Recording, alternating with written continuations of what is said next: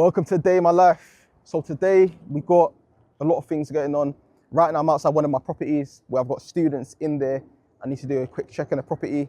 Then after that, I need to go Canary, need to go to the office, sort out a few things, staff payments and everything like that. And then next I'm gonna go to one of my other units where I'm kicking the tenant out of the property, not physically obviously, giving her a section 8 so that she can leave. This is a raw, authentic day in the life, you know, and I think a lot of people on social media don't really show what it's actually like when you have multiple properties and other businesses that you need to handle as well. So you're gonna see the raw behind the scenes. Cool, so this is a student property. The students have been here for about 4 months. And if I'm completely honest, like them coming into the property saved me, because this property, the rent that I agree with the landlord, way too high. I took it on because I had contractors who were in the property and they were paying me a very, very healthy margin. But the moment they left, clientele, the demand for this property really wasn't as great. So these students came in at the right time, and honestly, they've been real good. They've been really good. Another thing that's so interesting, next door as well, I literally got offered this exact property by the landlord. This is the good thing about this industry, like it's all people's business. Hey, Ami, how you doing? You okay? I didn't think you were gonna be here. So how have you guys been finding it? You know, one of your other friends reached out to me. One of your friends, he wanted my other property. How does everybody know you? You're a popular guy. But no, seriously, how have you found the place? Has it been okay? Yeah. That's good, that's good, that's good, that's good. Perfect, man. All right then, take care. No problem, man. In all honesty, they're good people. You know, I think one thing that international students have is that it's quite difficult for them to get properties. You know, and for me, I came at the right time. They had a terrible experience with their previous landlord. Their previous landlord stole £9,000 from them. I do understand why some people give landlords a bad name and why some people hate landlords. When you have landlords like that, charging over the above deposits and now locking them out and things like that, man, it's crazy. I'm on one, yeah. Fuck it, I'm on one. Yeah, I said I'm on one. So yeah, Canary, need to sort out some documents that I'm gonna submit to the tenant who I'm gonna be giving a section 8. Yeah, man, that's the plan. The day doesn't stop. When you're an entrepreneur, when most people are doing their normal 9 to 5 hours, bro, I'm doing like 7 a.m. to like 12. But I'm grateful nonetheless, man. Years ago, I was working in a primary school. What's the time now? 1 o'clock. When I was working at primary school, I'd probably be on my lunch break. The head teacher or my manager, my line manager would have come in at some point, told me it's time to go back to work. They would just come in and they would just go like this.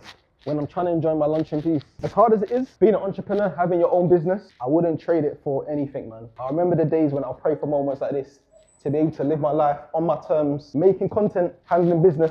For me, this is what freedom is, man. I know a lot of people are chasing freedom. A lot of people don't even have in their mind what freedom really is, man.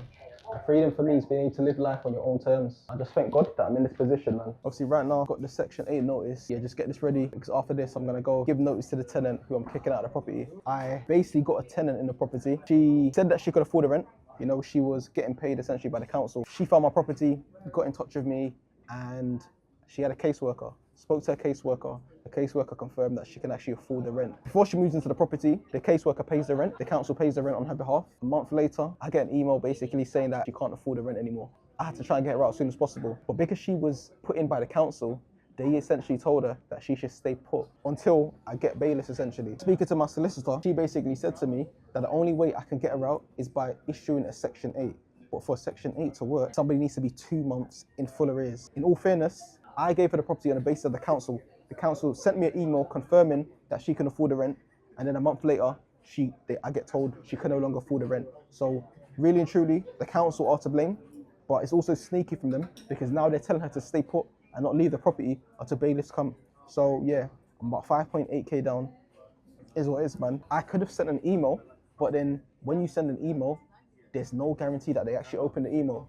So that's why what I'm having to do is I'm having to go to the property live.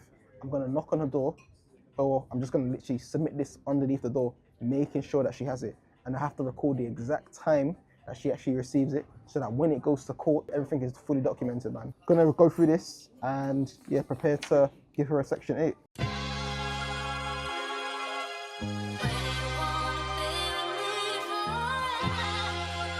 Perfect, thank you so much, appreciate it. Actually, cool, take care, bye. As I mentioned before, I'm taking someone to court because they essentially owe me money. The address that I put on a form was to their business address because I didn't have their personal address.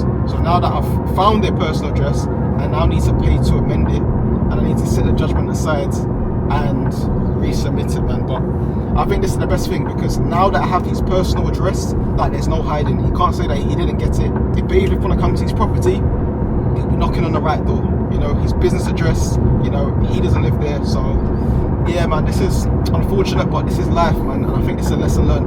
Honestly, all the difficulties, all the stresses that I've been through, they just made me wiser when it comes to business. So next time I get through a situation like this, I'm already one step ahead. One of the biggest advice I'll always tell people, get everything in writing. Everything in writing, document everything. Because I documented everything, my full conversation, and even if it's WhatsApp, in the eyes of the law, WhatsApp conversations can still be used in court. So he's trying to run away and say that it should be in his company's name. But what he wants to do is, he wants to close down his company so that he doesn't have to pay anything. You do 200. Hello? We can get you sorted, the sooner the better. Okay, cool. That's no problem. Yeah, I'll speak to him and I'll get him in touch with you for the Take care. Okay. Thank you. Bye. So yeah, a situation with an agent, sourcing a deal, got him a client for the property, so just getting that sorted as well. Busy day, man, busy day. The day don't stop, man. I'm tired, man. I'm tired. Woo. My first time giving someone a Section 8. Normally, when I have a tenant that doesn't pay, literally I'll just either tell them to find something else or tell them, you can leave without paying rent. But this person deliberately chose to stay. What's the time? According to the law, slip it under. Just submitted my first Section 8. I'll just have to wait for the court to do their thing. I think because she's a council tenant, yeah, they obviously know the law. They obviously know that once they get a Section 8, now they're basically going to be homeless. So I think now the council are actually going to speed up the whole process. I think she was definitely in, but because I knocked, she probably looked through the doorbell and probably didn't want to answer. But listen, this is what happens when you don't pay the rent. Don't pay the rent, but you also have to know the laws. Because if you don't know the laws, then you'll be stuck. It's been a long 5 months. So yeah, you've seen a full day in a life.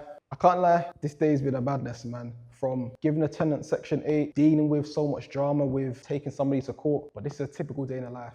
No day is the same, so I hope by you watching this, you can see it's not all glitz and glamour. I know a lot of people think, take on a property, make money, and you don't have to do anything, passive income.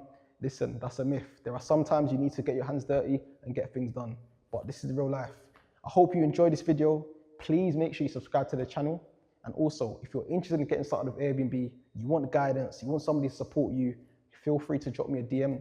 My Instagram is _easyadviceproperty.